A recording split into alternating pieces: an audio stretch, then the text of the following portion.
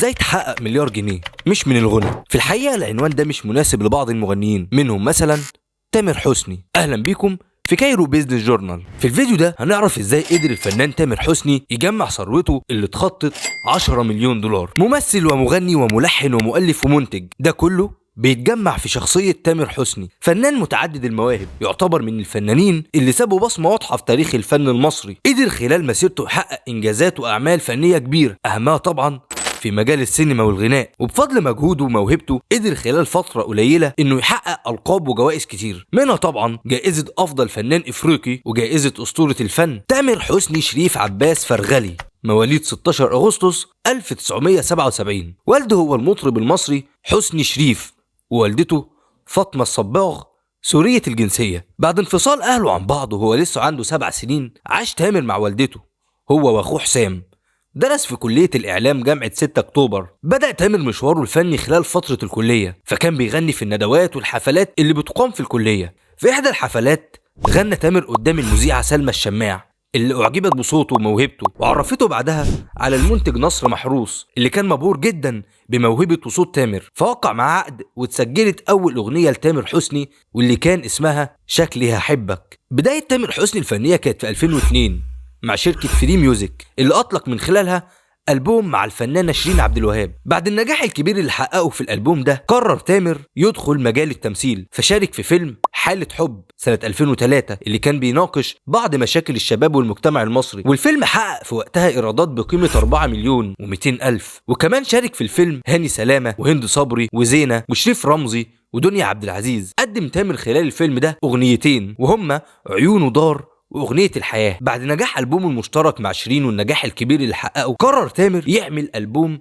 منفرد، والكلام ده كان في 2004 وكان اسمه حب. وتم تسجيل أغنية قرب حبيبي فيديو كليب علشان تكون الأغنية الوحيدة في الألبوم اللي اتصورت فيديو كليب. أما بقى في 2005 بيرجع تاني تامر حسني للساحة السينمائية بفيلم سيد العاطفي، اللي قدم فيه دور سيد محمود الجمال، وشارك في البطولة الفنانة عبلة كامل وطلعت زكريا ونور وزينة. والفيلم حقق 10 مليون جنيه. وخلال الفيلم قدم تامر 3 أغاني، نور عيني وكل مرة وبسيطة. في 2006 بقى تامر بيعمل ألبوم بعنوان عناية بتحبك، اللي كان برضه من إنتاج شركة فري ميوزك، وتم تصوير أغنية واحدة من الألبوم ده فيديو كليب، وهي عناية بتحبك. وفي بداية 2007 بيفاجئ تامر جمهوره بالجزء الأول من فيلم عمر وسلمى، اللي حقق نجاح كبير جدا أول ما نزل، وشارك في بطولة الفيلم مي عز الدين وعزة أبو عوف. وفي نفس العام بيطلق تامر ألبومين غنائيين، واحد منهم ديني اجتماعي وكان بعنوان الجنة في بيوتنا، اللي يعتبر من أشهر أغانيه أغنية أنا مش عارف أتغير. والألبوم التاني كان باسم يا بنت الإيه. ورغم إن أغاني الألبوم ده معظمها تم تسريبه قبل طرح الألبوم،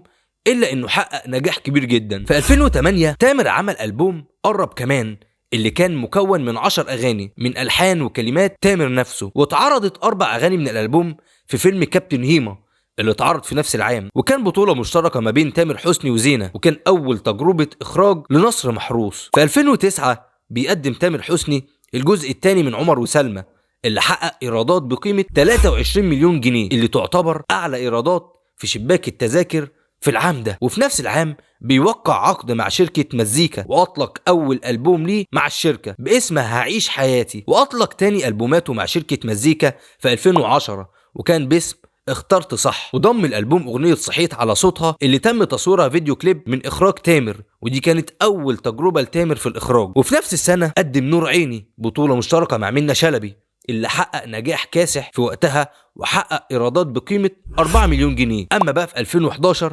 بيقدم تامر ألبومه اللي جاي أحلى، وتم تصوير 3 أغاني من الألبوم ده فيديو كليب.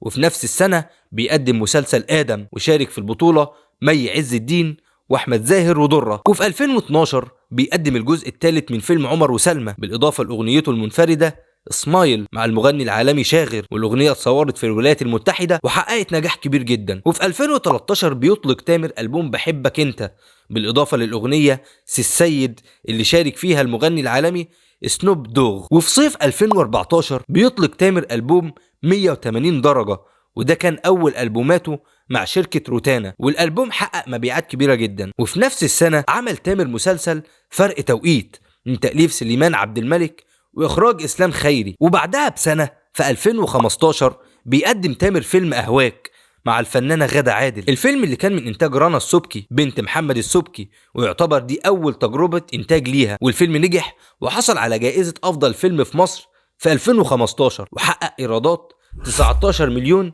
و365 ألف جنيه. وفي 2016 أطلق تامر ألبومه الثاني مع شركة روتانا واللي كان اسمه عمري ابتدى، اللي كان مكون من 14 أغنية. ورغم تسريب أغاني الألبوم إلا إنه برضه حقق نجاح كبير ومبيعات أكبر، ووصل حجم مشاهدات الألبوم ده على اليوتيوب ل 40 مليون مشاهدة خلال شهر واحد. وفي صيف 2017 بيظهر تامر بفيلم تصبح على خير اللي كان من تأليف وإخراج محمد سامي، وشارك في البطولة مي عمر ودرة ونور. وتم عرض الفيلم في عيد الفطر وحقق نجاح كبير في الدول العربية، وحصل على إيرادات 27 مليون و469 ألف جنيه. وفي 2018 قدم فيلم البدلة مع أكرم حسني ودلال عبد العزيز وماجد المصري وأمينة خليل، والفيلم حصل على إيرادات 67 مليون جنيه. وفي نفس السنة بيعلن تامر عن ألبومه عيش بشوقك اللي حقق مبيعات ضخمة جدا، بالإضافة إلى أنه حقق نجاح كبير على منصة يوتيوب بحوالي 260 مليون مشاهدة. وفي 2019 قدم فيلم الفلوس مع زينة وخالد الصاوي